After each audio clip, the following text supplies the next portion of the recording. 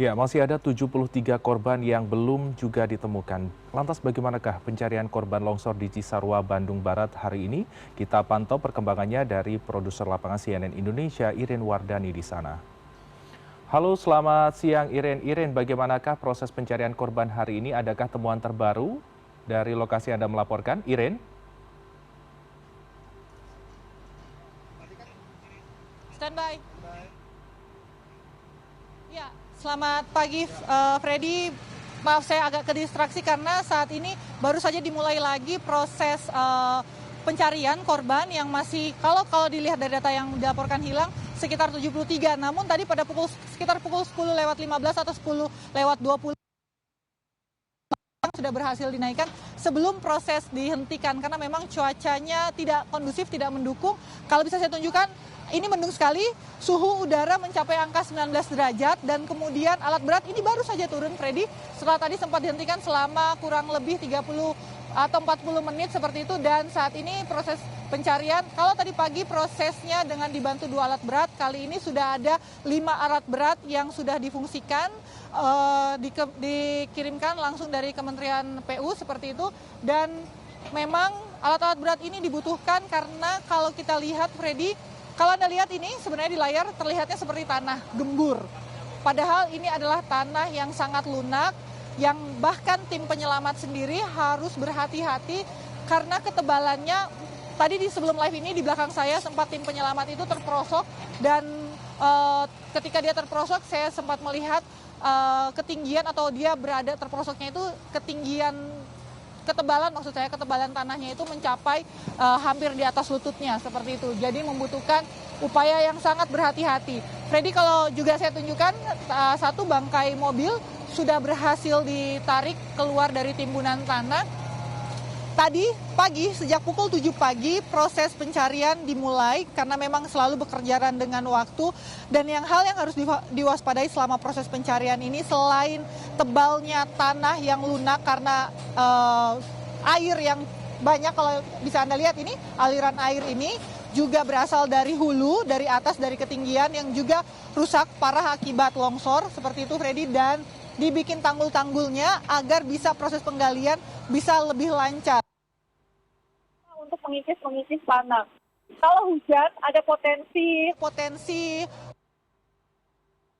kali diberhentikan sebentar kemudian dilanjutkan. Namun yang terpanjang tadi sekitar pukul 10 lewat 30 itu dihentikan total karena tidak boleh, karena ada potensi, sekali lagi ada potensi longsor, tanah longsor. Sekali lagi ada potensi longsor, tanah longsor. Jumlah pasukan saat ini, per data kemarin Freddy, kalau update pagi tadi saya belum dapat lagi, sudah ada lebih dari 2.000 volunteer dan juga tim gabungan dari Basarnas, kemudian dari BNPB, TNI Polri, dan tadi juga ada tim yang membantu penebalan tim, membantu kerja-kerja tim dari pihak Polairut yang membantu karena memang ini butuh kerja keras yang alat berat, dan juga harus berhati-hati karena di bawah tanah yang digali ini ada korban-korban yang masih terus dinantikan oleh keluarganya, dicari oleh keluarganya. Dan kalau Anda bisa lihat di balik ekskavator ini itu ada satu rumah yang masih berdiri. Freddy, itu adalah rumah yang saat ini dijadikan, yang satu-satunya selamat di wilayah ini, yang dijadikan posko bagi keluarga atau tempat bagi keluarga menanti keluarga-keluarganya yang masih berada di bawah timbunan tanah longsor ini. Jadi memang keluarga atau kerabat masih terus juga menanti, menunjukkan, berkomunikasi dengan tim penyelamat di mana titik-titik yang sekiranya ada keluarga mereka, seperti itu. Jadi ketika ada satu kantong yang berhasil ditemukan di titik yang diperkirakan itu adalah rumah kerabat mereka atau keluarga mereka, mereka akan langsung menuju ke rumah sakit yang ditunjuk untuk melakukan identifikasi. Identifikasi sejauh ini masih ada, sudah teridentifikasi, data belum berubah dari tadi malam, sekitar 10 orang sudah berhasil diidentifikasi dan dikembalikan. Dengan ditambah satu kantong lagi berarti ada total. Dengan ditambah satu kantong lagi berarti ada total 12 kantong atau 12 jenazah yang harus diidentifikasi oleh tim DVI yang memang terus bekerja keras.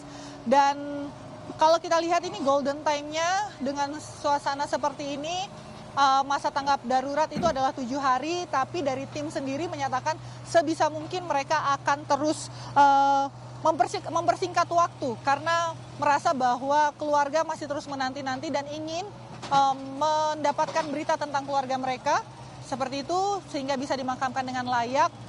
Walaupun tadi sempat hujan, sebenarnya tim sendiri tidak ingin berhenti.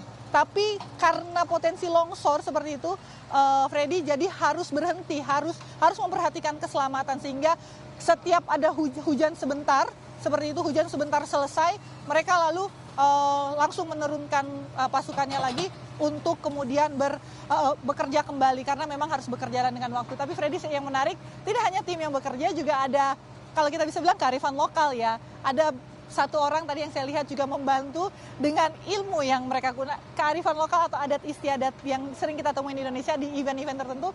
Ada seorang tua kemudian yang memang dimintain tolong untuk mengatur cuaca seperti itu. Jadi tidak hanya teknologi yang dibutuhkan, tidak hanya kemampuan skills yang dibutuhkan, tapi juga ada kearifan lokal. Dan itu saya lihat memang selain kearifan lokal itu adalah guyupnya masyarakat di sekitar kampung-kampung sini, di desa Pasir Langu sendiri, membuka semua pintu-pintu mereka, menyediakan logistik makanan, minuman hangat, Freddy, karena cuacanya sangat dingin sekali. Apalagi kalau kita lihat mereka berendam di air yang suhunya, kalau sekarang kalau suhunya bisa saya laporkan 19 derajat, itu bisa dibayangkan mereka yang turun ke lapangan, turun langsung ke bawah, itu berjibaku dengan air, suhunya pasti lebih rendah sekali sehingga membutuhkan logistik yang hangat, makanan yang hangat, seperti itu. Nah Freddy, ada satu yang berhasil ditemukan, ini update yang bisa saya gambarkan, satu motor. Itu berarti penandanya adalah jika ada kendaraan yang ditemukan, kemungkinan besar itu adalah rumah, yang kemudian titiknya akan dilanjutkan, dikonsentrasikan dengan cara penggalian manual. Seperti itu. Jadi kalau ada kendaraan yang ditemukan kemudian oleh alat berat, akan dilanjutkan penggaliannya dengan manual, dengan menggunakan skop, airnya akan dikikis dengan, tanahnya maksud saya akan dikikis dengan air yang dipompa. Dan juga kemudian ada beberapa tadi saya lihat menggunakan tangan ya Freddy ya, untuk karena kita lihat diharapkan korban bisa ditemukan dalam kondisi yang masih layak sehingga bisa diidentifikasi dengan baik. Pencarian, kalau dari kemarin pencarian, ini hari ketiga Freddy, pencarian biasanya dihentikan pada pukul 5 sore, kemudian dilanjutkan istirahat sebentar, dan pada pukul 7 malamnya dilanjutkan dengan evaluasi hasil pencarian hari ini seperti itu. Apakah akan menambah lagi pasukan atau kendaraan alat berat? Kalau kemarin alat beratnya ada 2, sekarang total ada 5. Sektor ini adalah sektor B. Sektor A sebelah sana juga. Tapi medannya juga. Sektor A di sebelah sana juga.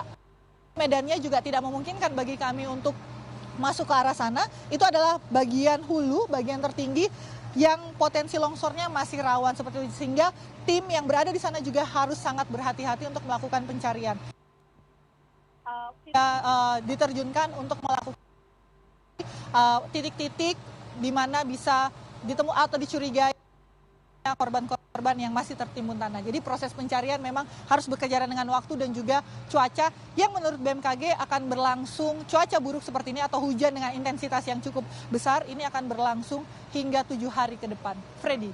Baik Iren, nampaknya proses pencarian korban masih terus dilakukan dengan 5 alat berat yang terus dioperasikan dan juga para personil gabungan yang terus bekerja tanpa henti untuk mencari para korban. Semoga aktivitas pencarian berjalan lancar dan juga maksimal hari ini. Terima kasih Iren Wardani, produser lapangan CNN Indonesia atas laporan Anda. Selamat kembali bertugas, jaga kesehatan Anda dan tim di sana dan selalu waspada.